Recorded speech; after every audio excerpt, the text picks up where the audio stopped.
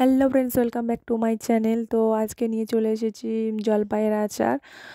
তো জলপাইগুলো ভালো করে জলে ধুয়ে নিতে হবে। ভালো করে জলে ধুয়ে নেওয়ার পরে জলপাইগুলো, যেহেতু আমি দুরকম আচার বানাবো আজকে, তাই একরকম আচার করার জন্য আমি এগুলো ভালো করে কাপড় দিয়ে মুছে নিয়েছি জলগুলো, আর এইভাবে কেটে নিয়েছি। যেহেতু এইভাবে কাটলে বেশ দেখতে সুন্দর লাগে আচারটা, তার জন্য আমি এইভাবে কেটে নিয়েছি।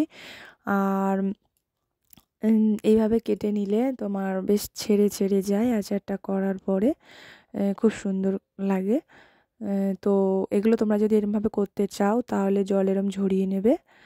আর আমি যেহেতু দুরকম আচার করব, তার জন্য আর এক রকমভাবে আমি কেটে নিয়েছি, সেটা তোমাদেরকে দেখাচ্ছি। তো দেখো, এইভাবে কেটে নিয়েছি আমি। এইভাবে কেটে নিয়ে আমি এটা তেল দেওয়া হবে, তাই আমি অতটা করিনি। দেখো, দুরকম আচারের জন্য আমি দুটো আলাদা আলাদা করে রেখে দিয়েছি। যেহেতু এটা 2 কেজি জলপাই, তাই আমি দুরকম আচার করছি। তো ওটা আমি হলুদ দিয়ে মেখে রোদে দিলাম, আর একটা আমি চিনি মাখিয়ে রেখে দিলাম। তো এর মাঝখানে আমি মশলাটা ভেজে নিচ্ছি। এটা আমি মিক্সিতে গুঁড়ো করে নেব। আর আমি নিয়ে নিয়েছি এর সঙ্গে এটা ভালো করে ভেজে নিতে হবে। আর তারপরে আমি এর সঙ্গে নিয়ে নিয়েছি আছে সাদা সর্ষে, কালো সর্ষে, আর 2টো শুকনো লঙ্কা নিয়েছি। তো দেখো, জলপাইগুলো আমি কড়াইতে দিয়ে দিয়েছি। শুকনো কড়াই এমনি দিতে হবে, কিছু না দিলেও চলবে। তো চিনির জলটা আস্তে আস্তে উঠতে লাগবে। দেখো, আমি পরিমাণ মতন লবণ দিয়ে দিলাম। তারপর দিয়ে দিব চামচ পরিমাণ মতন হলুদ গুঁড়া। ব্যাস, হলুদ গুঁড়া। তারপর আমি এটা আস্তে আস্তে নাড়তে থাকবো। চিনিটা গলে জল উঠতে উঠতে আস্তে আস্তে জিনিসটা সিদ্ধ হয়ে আসবে। তো এটাতে আমি চিনিগুলো দিয়ে দিলাম। চিনিটা আস্তে আস্তে নাড়তে নাড়তে যেহেতু জল উঠবে, তো চিনিটা দিয়ে আমি নাড়তে থাকছি। দেখো, তোমরাও এইভাবে করতে পারো।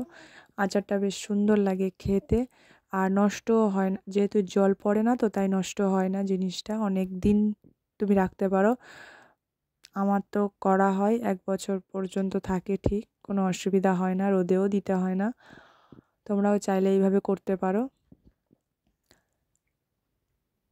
চিনির দানাগুলো একটু বড় বড় ছিল, তাই জল উঠতে একটু দেরি হচ্ছিল।